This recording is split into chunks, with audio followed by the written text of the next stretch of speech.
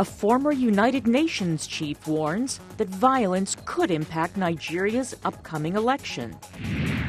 Repairing the damage caused by fistula in the Democratic Republic of Congo. And are you ready for Ultron? A first look at the new trailer for Avengers: Age of Ultron. Africa 54 starts right now.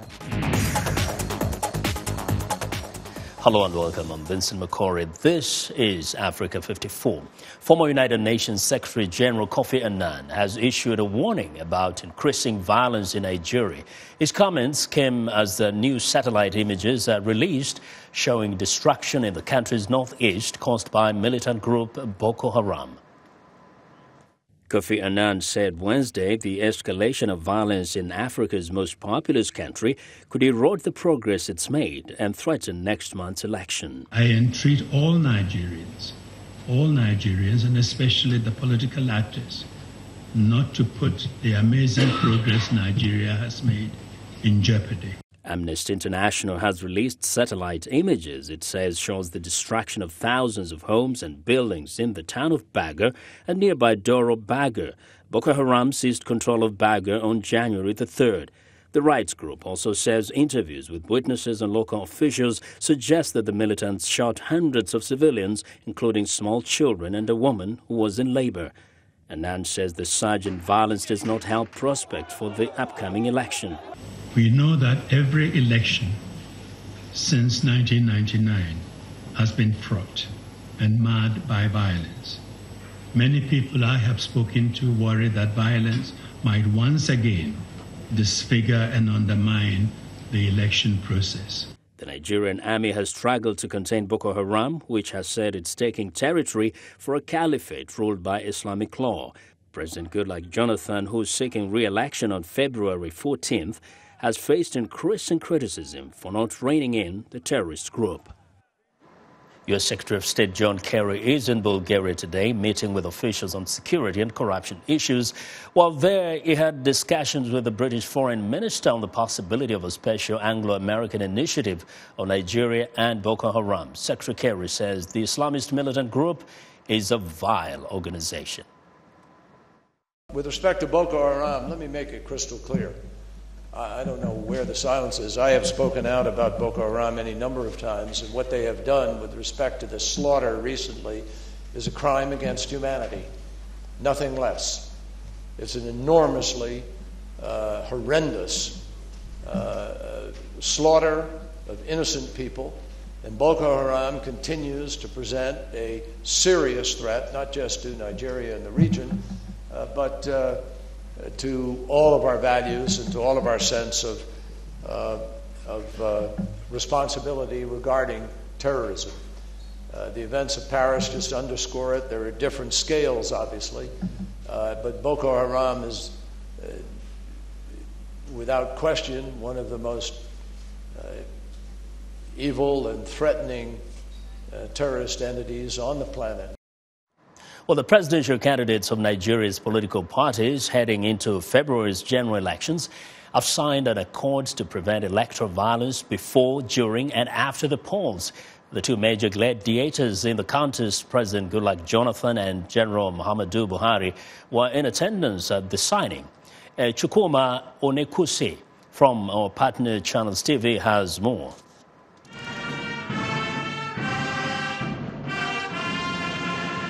It was an event that brought together all the presidential candidates, including the two major gladiators in the February presidential elections, President Goodluck Jonathan and General Muhammadu Buhari.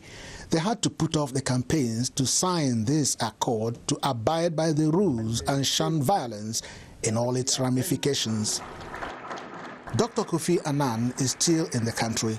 He joins other speakers to remind the presidential candidates of their responsibilities, which includes how to fix Nigeria's problems and not inflammatory statements. I know that you have the power in this room to influence what candidates and supporters do and say in the weeks ahead.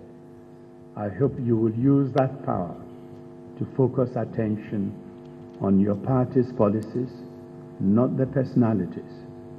Let us talk about how to fix Nigeria's problems. the country's unity in diversity must not be undermined by campaigns that seek to exploit either of our two major national fault lines, ethnicity and religion. Any injudicious introduction of these two factors into the contestation for votes in any part of the country would be bound to stoke up flames of violence. There's no acceptable alternative. There's no plan B for free, fair, and credible elections in Nigeria. The electoral umpire wonders why elections are prone to violence. He pledged to conduct the elections on a level playing field for all the parties and called on the parties to make an undertaking to also play by the rules. The attitude and disposition of parties and candidates will determine to a large extent whether we have peaceful or non-violent elections. Presidential candidate of the APC is running for the fourth time. His experience is harrowing as he calls on the judiciary, the INEC and political agents to be wary of their conducts. On paper, you can't catch Nigeria. You can't. You can only catch Nigeria in the field. Practical implementation. Go to any ministry, go to any parastatal, you will get administrative instruction how the human beings, the workers, Nigeria should be managed from floor cleaning one to the permanent secretary and to the minister when he eventually gets there. The audience had an opportunity to know how serious the other presidential candidates are. We must redeem our political culture. We must redeem our image. For the incumbent president and presidential candidates of the People's Democratic Party, abusive, provocative, and threats are issues the political leaders should guide against. He also calls on INEC to be transparent. He questioned the character of some politicians and the need for a review of the winner-takes-it-all syndrome in Nigerian politics. Nigerians will agree with me. Since I became a president, I've conducted a number of governorship elections, senatorial elections, and others. They are not perfect elections, but they have been reasonably fair. And that's why I say that even the opposition parties should commend me for that. And we promise that we will do more, because I believe that when we conduct our elections must be credible, not just by our own thinking, but everybody must believe that elections are credible.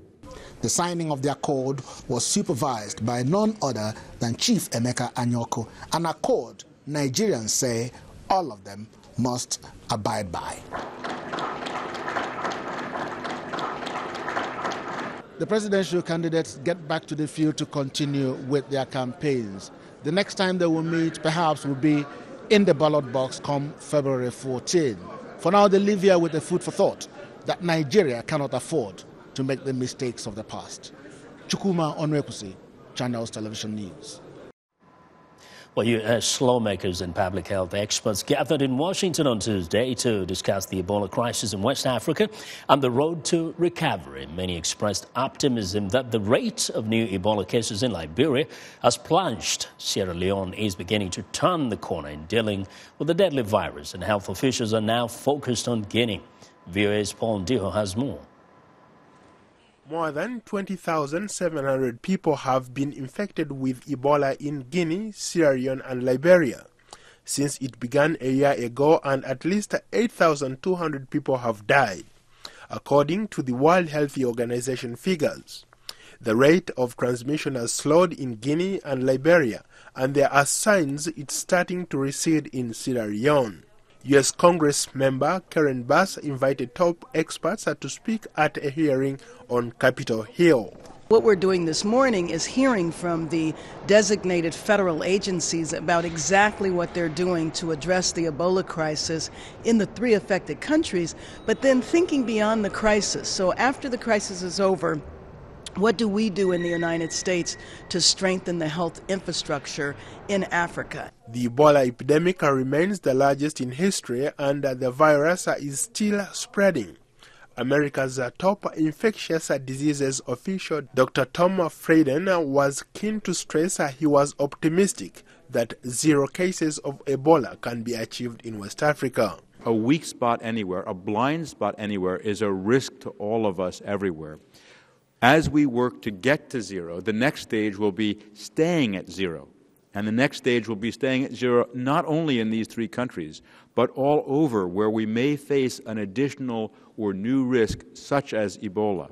USAID, international aid agencies, and other charity organizations have played a leading role in the fight against the virus. Dr. Rebirth Trabi, International Medical Corps, said that training staff and putting in place a surveillance system is extremely important.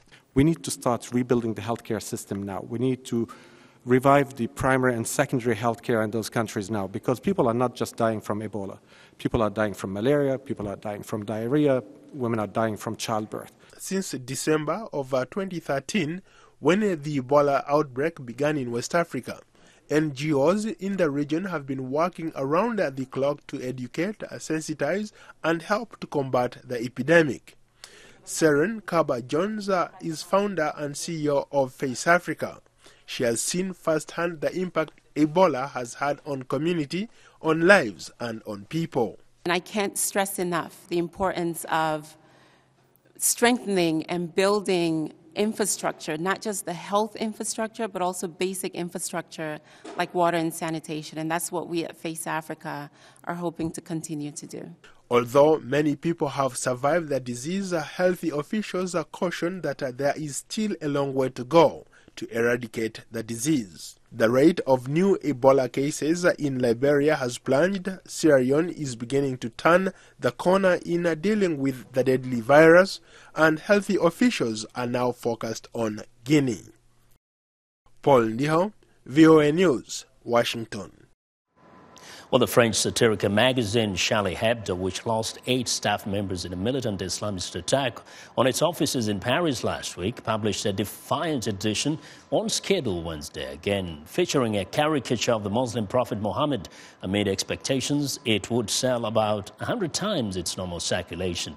VOA's El Person reports from Paris.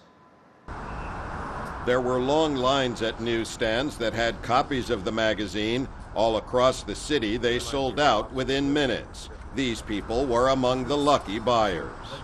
Even before dawn, outside a busy Paris train station, commuters were disappointed that all the Charlie Hebdos were gone.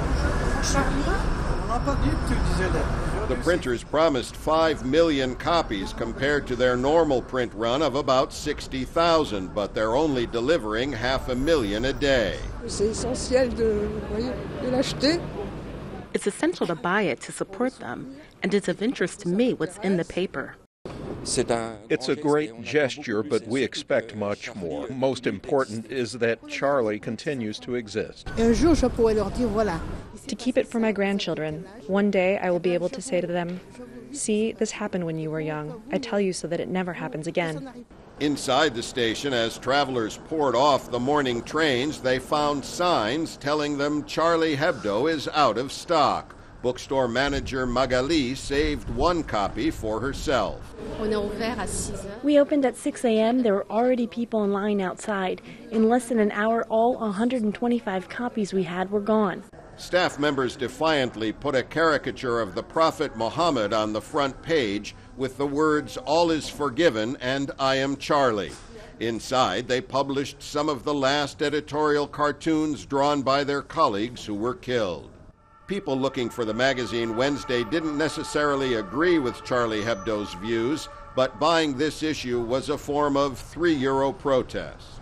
Un journal comme Charlie Hebdo, c'est une part d'un esprit. A magazine like Charlie Hebdo belongs to a tradition of laughter, derision, and seeing the truth in things. De vérité sur les choses.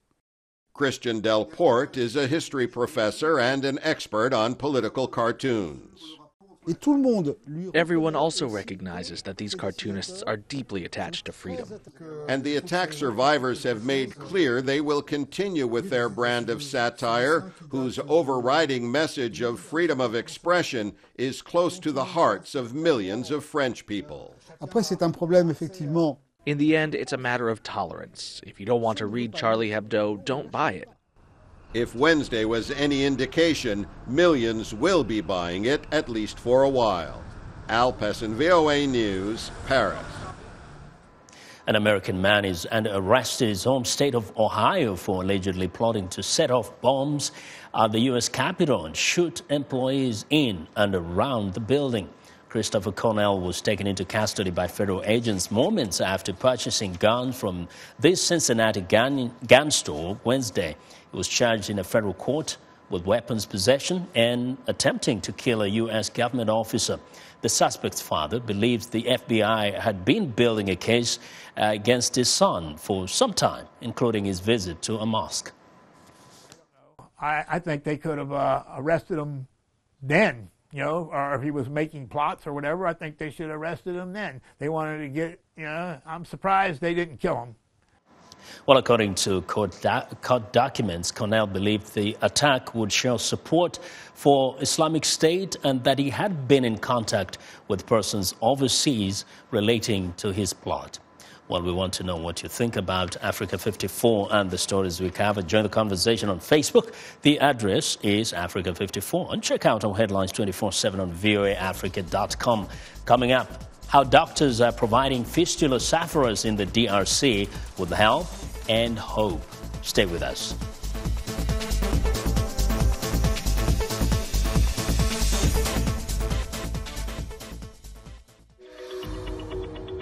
I'm Milar Sega. I'm the host of VOA's The Correspondents, a roundup of the world's top stories with analysis from our dedicated reporters. It's really a conversation the same way that you would bring a friend to your home and ask them what's going on.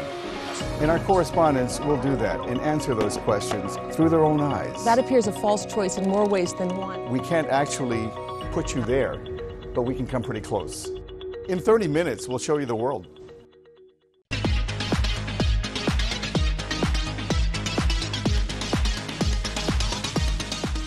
Well, somewhere in a sub-Saharan African nation, a pregnant woman struggles through labor for days without medical assistance.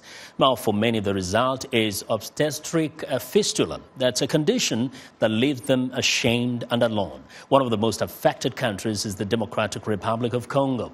VOA's Khalil Gay recently visited the country to find out more about a campaign to treat and stop the preventable birth injury. These women are all suffering from obstetric fistula, one of the most serious injuries that can occur when a woman gives birth. Early marriage, early pregnancy with young girls are the main cause of fistula. In addition to physical afflictions, obstetric fistula sufferers also often endure depression, social isolation, and deepening poverty. The journey back to dignity for these women is not easy. We have to work harder and harder to make sure that there is no early pregnancy. That's advocacy, that's a lot of advocacy from us, from the government, with the women and the men, because the involvement of men is critical. As the Democratic Republic of the Congo moves to the 2015 agenda of sustainable development, the country, along with its development partners, supports the rights of girls and boys to enjoy the journey to adulthood before having babies. Immediate violence to a young woman who is raped can result in a lifetime of misery. So too can early marriage. Early marriage is a violence against a young woman. Early pregnancy is a violence because she will suffer. She will suffer and then have fistula. So I think this is the kind of thing UNFP is trying to change here with our partner. We don't do that alone. And we do that in a setting we call H4+. Here at the Biamba Marie Mutombo Hospital in the heart of the vibrant capital Kinshasa, fistula sufferers came from different areas from around the city to this fistula reparation campaign organized by the United Nations Population Fund, or UNFPA. An international reparation team led by Dr. Magueye Gueye of Senegal worked for several days with local Congolese surgeons to rescue the women. The reparation campaign is also an opportunity for the chief surgeon to assess fistula care and reparation training in the DRC. As long as we don't focus on prevention measures, we're going to have fistula, unfortunately, in Africa. So we need to train people. We need to address the issue of identification, orientation of the patient to the fistula treatment centers. But we need to address the issue of training more and more human resources. The reparation sessions are the women's last hope. While awaiting their turn to the operating room, they can talk to each other and feel dignity again, a feeling they had lost because they were shunned by their community. They, like Dora, who is cured from fistula and who came with her mom to visit and encourage them, will smile again. And Miss Keita, who visited the patients after their successful operation, radiates joy. It's very, very good. It's hope. Hope for the country, hope for the youngers. Khalil Gueye for VOA News, Kinshasa. Well, for more, Khalil Gueye now joins us in studio. Khalil, welcome. Thank you for having me. Very good reporting there.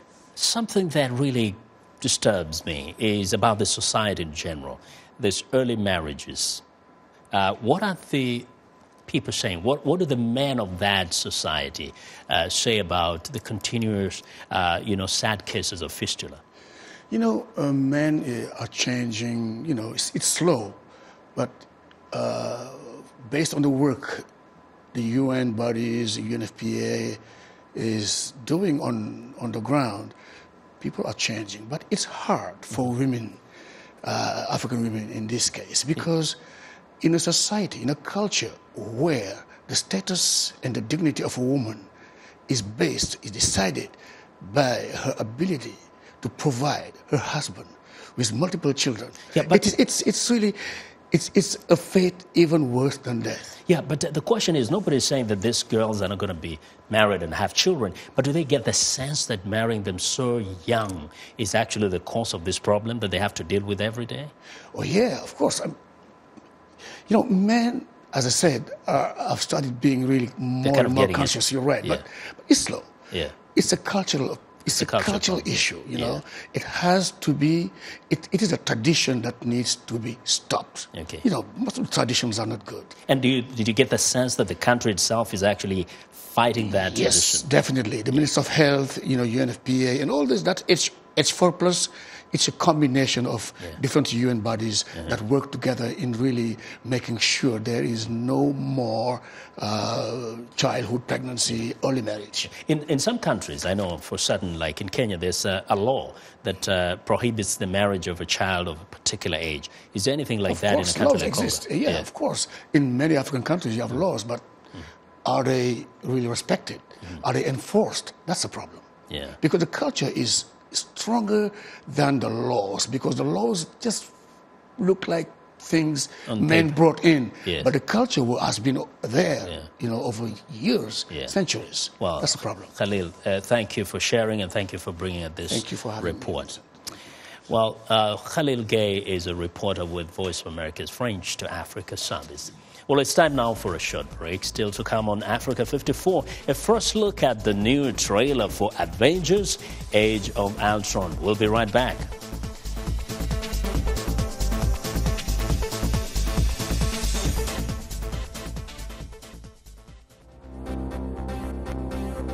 If you've just joined us, I'm Mariama Diallo, and here is a quick recap of today's headlines.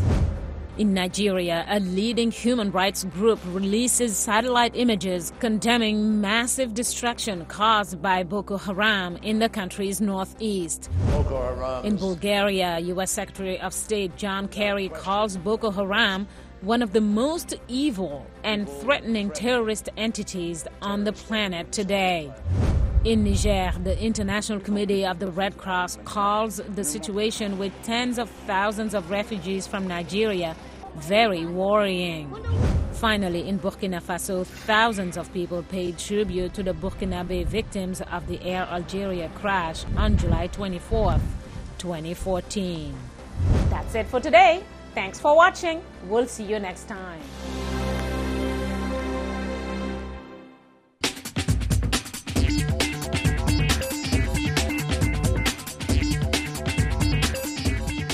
Welcome back to Africa 54. Here's what's trending. Everyone creates the thing they dread.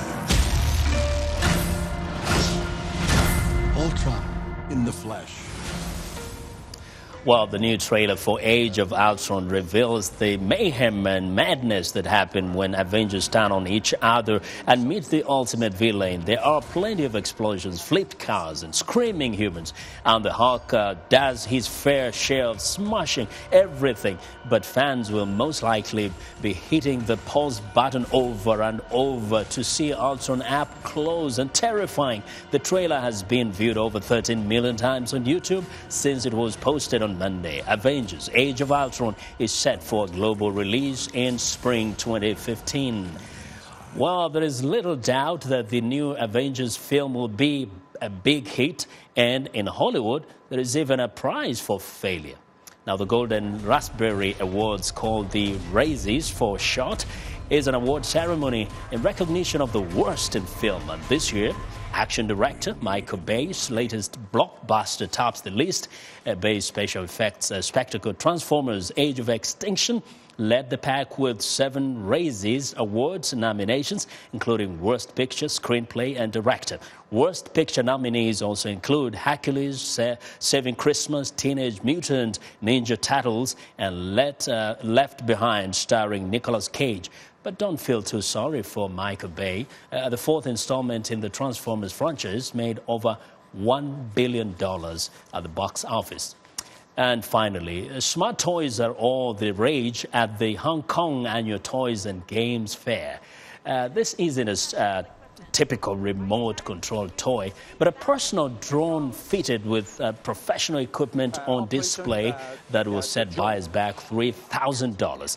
A fair like this will never go without low-tech alternatives.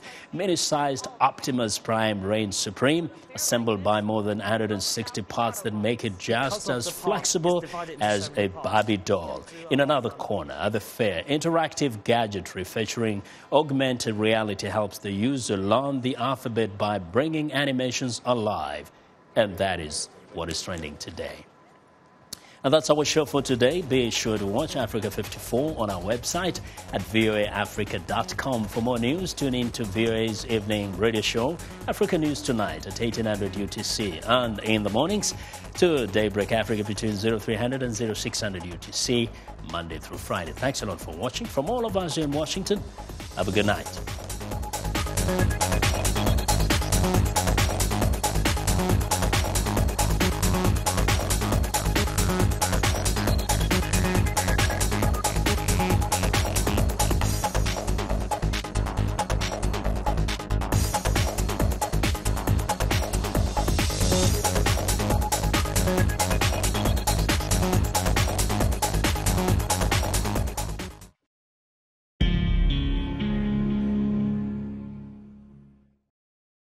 What we do is bring viewers the stories behind the stories. We are able to touch on things that are important to people. So you name it, we talk about it.